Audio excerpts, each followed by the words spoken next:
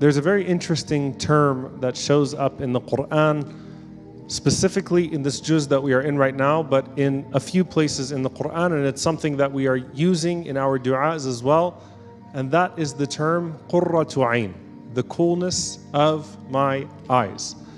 And subhanAllah, you find, as we are in Surah Al-Mu'minun and Surah Al-Furqan, that this shows up in two ways. Number one, when you look at the first verses of Surah Al-Mu'minun, Allah subhanahu wa ta'ala says, قَدْ أَفْلَحَ الْمُؤْمِنُونَ الَّذِينَ هُمْ فِي صَلَاتِهِمْ خَاشِعُونَ. That verily the believers are successful, those who have humility in their prayers.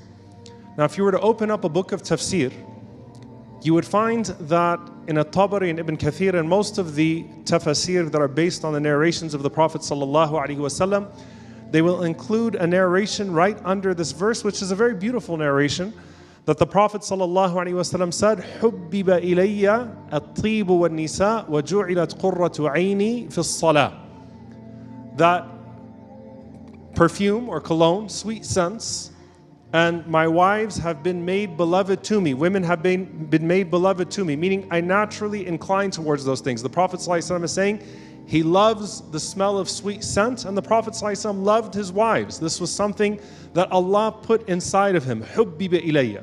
And so there's a natural love that is there. But he said, وَجُعِلَتْ قُرَّةُ عَيْنِي فِي الصَّلَاةِ. But the coolness of my eyes was placed in my prayer. And if you read that, just without going into any deep sharh of that hadith, if you were just to read that without an explanation, it's very clear that the Prophet ﷺ is saying that, look, these are things that we naturally love, but the way that I love my salah, the peace of mind, the joy that I find in my prayer is greater than anything worldly can offer you. And that is indeed the state of the Messenger sallallahu alaihi wasallam. Arihna biha ya Bilal, comfort us with it, O Bilal. He longed for the call to prayer. Aisha radiallahu ta'ala anha, who describes the Prophet sallallahu alaihi wasallam as someone who was very present at home, someone that was very active, someone that was extremely loving sallallahu alaihi wasallam. But when the call for prayer was made, كأنه لا يعرفنا, it was as if the Prophet sallallahu alaihi wasallam did not even know his family. He immediately jumped towards the prayer sallallahu alaihi wasallam. So there was a joy that was found within his prayer. Now I'm going to go to the end of Surah Al-Furqan with a dua for a moment. But what is the meaning of Qurratu A'yun, the coolness of my eyes? There are two meanings that the scholars extract from it linguistically. Number one, qarra or istaqarra, it settles. When you stare at something because it captures you. So something captures your attention. But something can capture your attention because you're scared of it, or because it's amusing, or because it's beautiful in a worldly sense, or many other reasons. But it captures your attention. The point is that your eye falls upon it and your eye stays, meaning you find something that is compelling and captivating and you stick to it. So it speaks to attention. The second thing is al-bard, coolness. Now, I don't want you to go down the Google rabbit hole like I went down the Google rabbit hole, all right? Where the Arabs would distinguish between hot tears and cold tears. And there was a theory in the tafsir as well, that tears of grief tend to be hot and warm, that tears that come out of anxiety tend to burn, and tears of joy tend to be cool. They have more of a lubricating and cooling effect on the eye, right? Whereas when you cry out of grief or anger or stress, you know, there's a saying, hot tears, cold fears. Right? So it's like something burns you. But they said that when you would cry out of joy, it's a gentle tear that comes and it feels good. It cools the eyes. Sheikh Yasser, when you look at me, do you cry hot tears or cold tears? Don't answer the question. Jazakallah khair. I'm going to assume, you know, Sheikh Yasser, his office was made beloved to him, but his Qurratu A'yun. I'm not going to finish that. But cold tears are happy tears, hot tears are tears of grief. That's one of the theories. The point is that there's coolness, comfort, happiness, joy. Like, it's a pleasant look. Now, in Salah, what the Prophet ﷺ is saying, that the inner peace that produces those types of tears, I don't find that inner peace and that coolness and that joy in anything like I find it in my Salah. Now, subhanAllah, you go to Surah Al-Furqan, which is also in this juz, right after Surah Al-Mu'minun. وَالَّذِينَ يَقُولُونَ رَبَّنَا هَبْ لَنَا مِنْ أَزْوَاجِنَا وَذُرِّيَّاتِنَا قُرَّةَ أَعْيُنٍ وَجَعَلْنَا لِلْمُتَّقِينَ إِمَامًا. When you ask Allah subhanahu wa ta'ala to make from your spouses and your children the coolness of your eyes, and make us imams for the believers, make us leaders for the God-conscious ones, for the pious ones. So it's interesting because the Prophet ﷺ is saying in the first narration that I mentioned that the love that he has for his spouse is not like the love that he has for his salah. Right? But here, the believers say, place in our spouses and in our children the coolness of our eyes. SubhanAllah, there's a narration to Abu Sa'id al-Khudri, radiyallahu ta'ala anhu, of course is a great companion of the Prophet ﷺ, that he was asked, is this something in this dunya or something in the akhirah? Is this in this life or in the hereafter? He said, no, this is in this world when you see your family fi ta'atillah, in the worship of Allah subhanahu wa ta'ala, in the obedience of Allah subhanahu wa ta'ala. So it's not, for example, a beautiful spouse or beautiful children and that type of captivating happiness where you look at them just out of joy, admiring their beauty, or just pleased to have them or grateful to have them, or something that's worldly in its nature. لكن أن تراهم في طاعة الله. When you see your spouse or you see your children doing something that is pleasing to Allah subhanahu wa ta'ala. So there's a connection here. The same ibadah that produces joy inside of you, when you see it in your spouses and in your offspring, may Allah subhanahu wa ta'ala grant us righteous spouses and offspring, Allahumma ameen. When you see it in your spouses and offspring, it also produces the coolness of the eye. So you say, Alhamdulillah.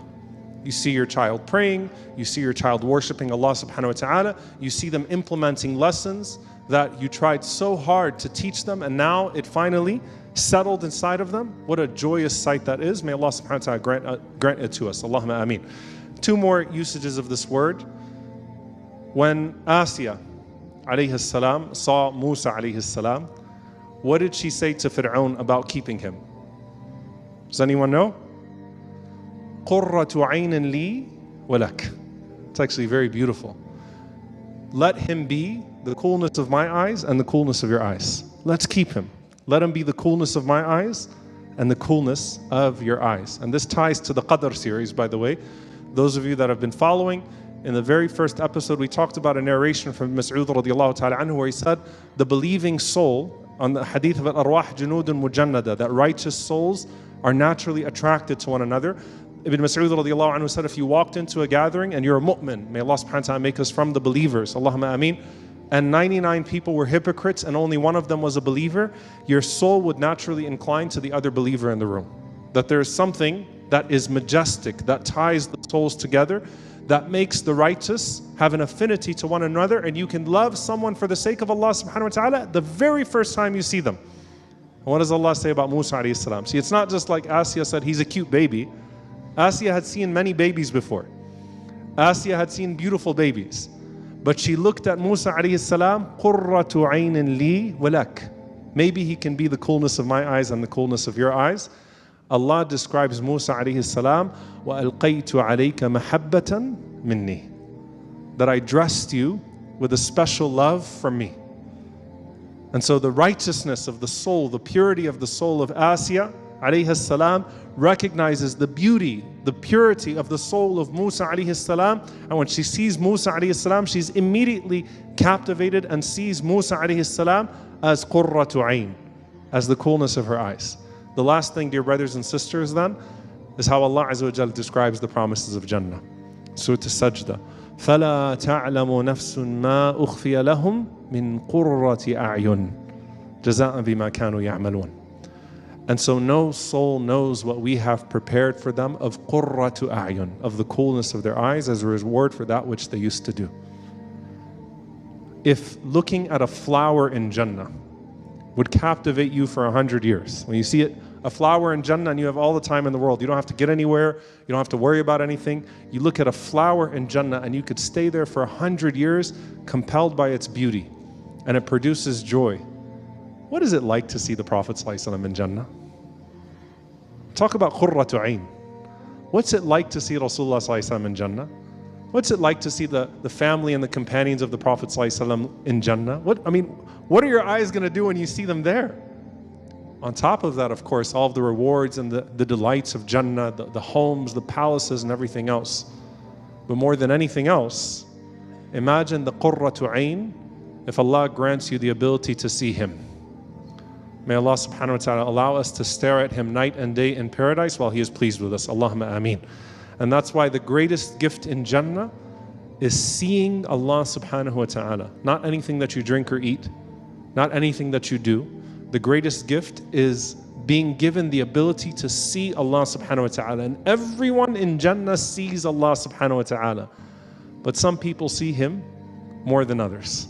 May Allah subhanahu wa ta'ala grant us the highest level of paradise to where we could look up and we could see Allah subhanahu wa ta'ala day and night in paradise and find the coolness of our eyes, the coolness of our hearts in that. Allahumma ameen. Barakallahu feekum. Assalamu alaikum wa rahmatullahi wa barakatuh. The Prophetic Path. All rights reserved. Copyright note. This video features unique editing, subtitles, and creative production by the Prophetic Path. While the original audio belongs to the respective speakers, the final edited version is our intellectual property. Reuse warning. Unauthorized uploading, downloading, or redistributing this video on any platform, YouTube, Facebook, etc., is strictly prohibited and may lead to a copyright strike. We encourage you to share the original video link to spread the message of Islam. Final message. Our content is designed for dawah and education under fair use guidelines. Let us respect the effort of creators and the wisdom of our scholars. If you enjoyed this reminder, please subscribe and share the original link. Re-uploading our edited content is not permitted.